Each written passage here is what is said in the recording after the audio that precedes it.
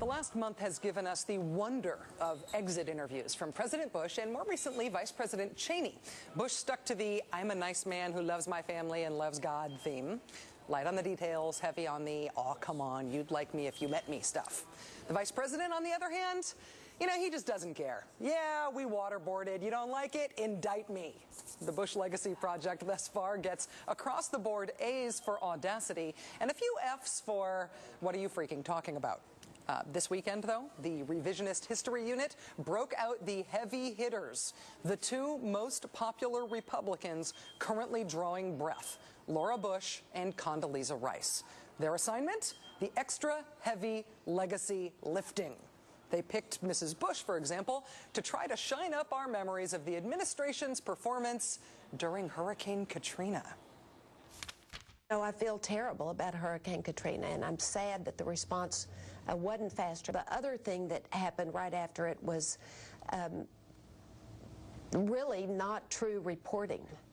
The reporting ended up being not really factual, but many people heard the first reporting, and that's what they think happened, that 10,000 people died, or whatever the things were that were not true.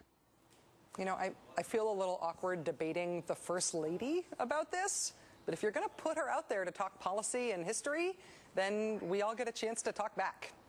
Madam First Lady, I don't think the fact that it was 1,800 deaths instead of 10,000 deaths in any way makes Americans feel better about Katrina and gross government incompetence, neglect, and negligence. We would not feel better about Katrina if the death toll hadn't been inaccurately estimated at first during the crisis. Really, trust me. As for Secretary of State Rice, the PR strategy was largely confined to the really long view of history. Here she is defending the Bush administration's foreign policy. It's not a popularity contest. It is to lay a foundation for where this will all come out. I know that your business is to report today's headlines, and I respect that. But my business is to lay a foundation for history's judgment. Guess we'll all have to wait till we're all long gone to know how it really went down. Rice did get specific in her interview with CBS, which took place a week ago. She offered particular praise for the Bush administration's work in the Middle East. I'm not mispronouncing that. It's not a typo in the teleprompter machine. According to an interview transcript from the State Department, Rice says this, quote, "We are leaving a negotiating forum where Palestinians and Israelis have said they have confidence that they will reach agreement, and decent Palestinian institutions of governance are going up. I think this is in much better shape than we found it." Days after she made that proud proclamation, of course, Hamas with the rockets into Israel and Israel with the bombs into Gaza, and now the expected ground incursion into Gaza. Yeah, very awkward.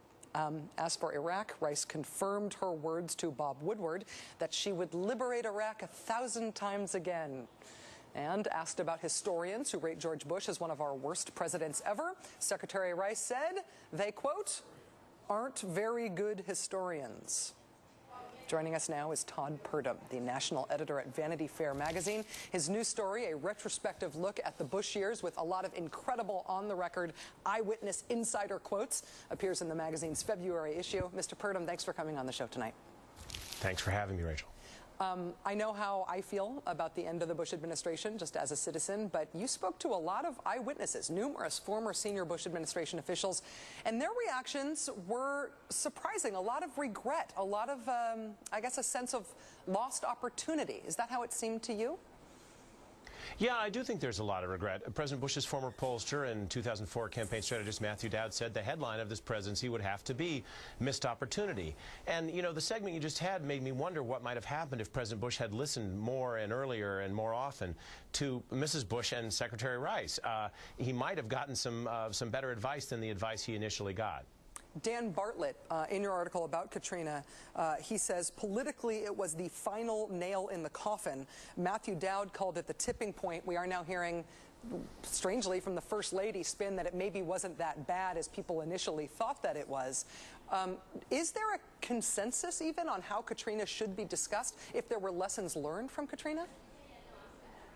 I think there's certainly a consensus that the whole system was broken, and both Matthew Dowd and to a lesser degree Dan Bartlett think that was partly because the Bush administration was already sort of too closed in its thinking about how it would react to crises like that. I know Matthew Dowd felt that there just was not enough effort to get the real ground truth to the president in a timely way.